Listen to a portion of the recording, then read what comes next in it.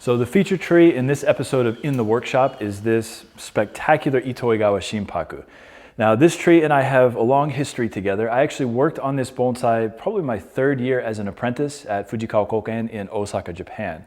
As soon as I worked on it, one of our clients from the United States purchased it and imported it legally to the US.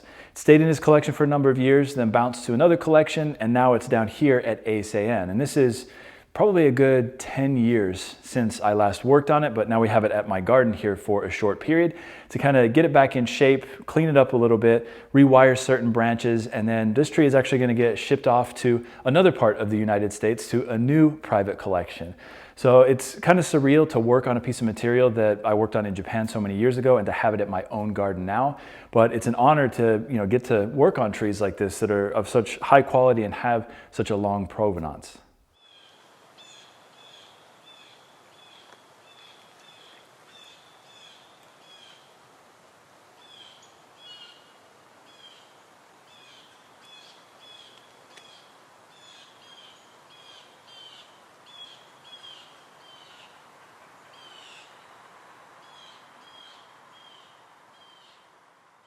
So today is a good day here at Eisei-en. We just had a shipment of ceramics arrive from Japan.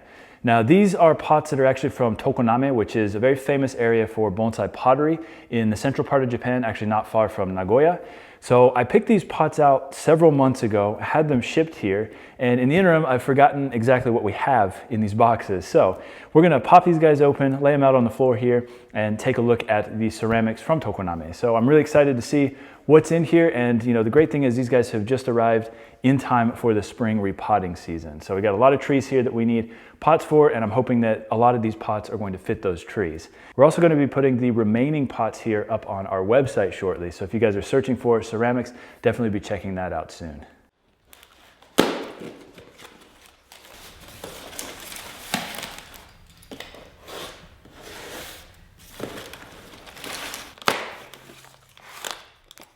So in my opinion, what makes Tokoname pots so good is the craftsmanship that goes into each container. Now, of course, a lot of these pots are mold made, but a lot of them are also slab made or hand built. So in either case though, the quality of the pots is superb. The thicknesses of the walls, the lines, all of the details, everything is beautiful. On top of that, you've got gorgeous glazes as well. And then in my opinion, what makes them the best in the world is that they're actually designed to work with bonsai. So they're not overly loud, although some of the shohin pots can be quite loud in terms of their glazing. But the size, shape, textures, all of that kind of stuff combined makes them perfect for pairing with bonsai. So, this is my favorite region, obviously, anywhere in the world from which to purchase pots, aside, of course, from the antique Chinese pots. There's nothing better than antique Chinese containers, in my opinion. But these pots right here, in terms of modern production, are the best in the world, in my opinion.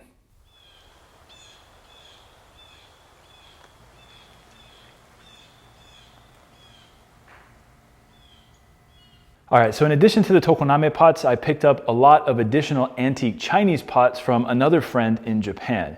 Now in these boxes are some of the rarest Chinese containers that you're going to find anywhere in the world, and we now have them here at Eisei-en. So I am absolutely stoked to pop these boxes open, see if these guys made it, hopefully, and then we're gonna put them on our shelves here at the garden, and at some point use them with some of our best trees here for exhibitions in the future.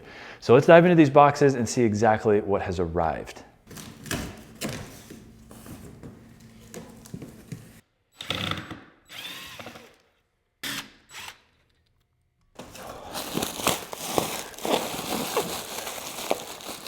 Oh, I think I know which one this is.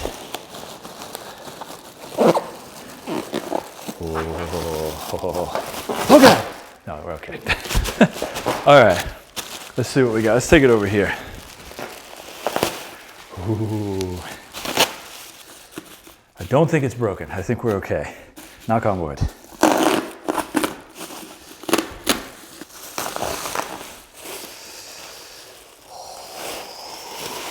Look at that. Holy cow. You guys have any idea what this is?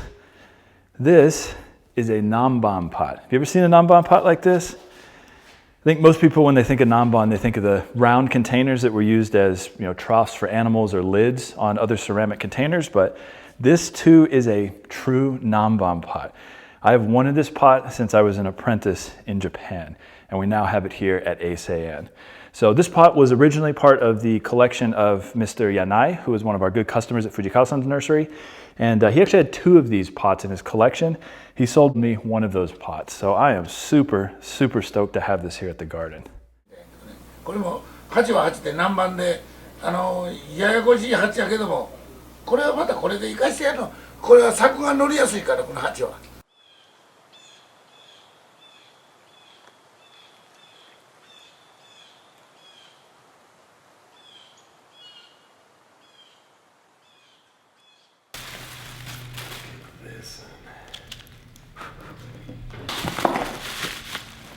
I think this one is especially sweet, super smooth. Yeah, it's got great feet. That's what I always look for. Yeah, I love pot feet, I guess. Oh boy. Wow. Look at the bottom of it.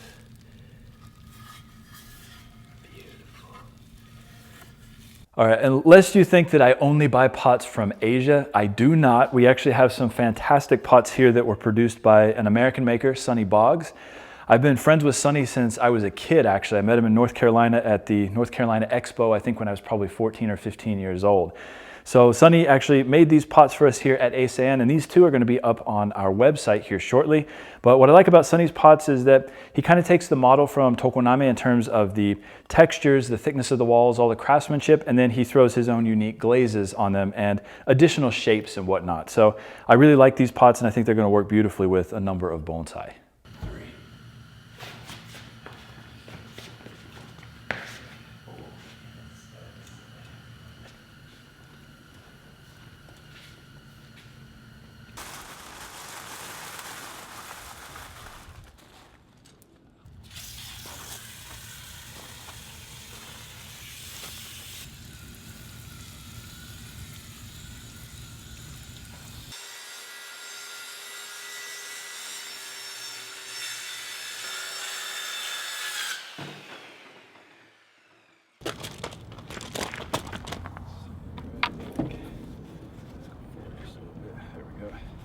It's always a sad day to see such an awesome tree leave the garden here at Eisei-en, but I do know that it's going to a very good home on the other side of the country and it's going to be well taken care of, so I've got a lot of confidence for its future.